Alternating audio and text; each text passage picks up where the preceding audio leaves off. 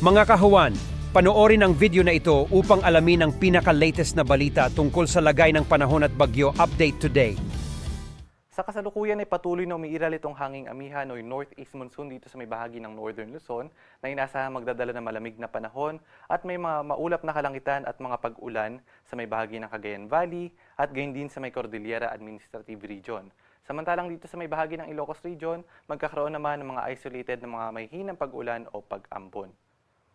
At dahil nga sa pag-iral ng hanging amihan at ng easterlies o yung hanging nagmumula sa karagatang Pasipiko, patuloy rin ang umiiral itong shear line o yung salubungan ng hangin nitong amihan at ng easterlies at siya namang nakakaapekto dito sa may bahagi o sa may silangang bahagi ng Central Luzon. Inaasahan natin na magdadala rin ito ng mga pag-ulan sa ilang bahagi ng Central Luzon, Calabarzon at sa may Metro Manila ngayong maghapon.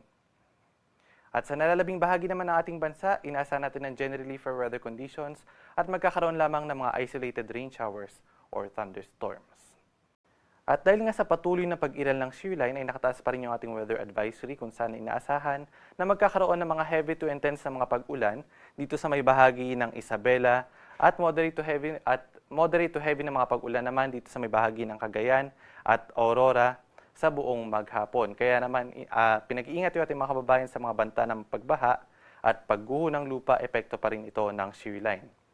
At bukas magpapatuloy pa rin yung epekto ng shear line sa may bahagi ng Cagayan at Isabela, moderate to intense na or heavy to intense na mga pag-ulan sa may Cagayan at moderate to heavy na mga pag-ulan sa may Isabela.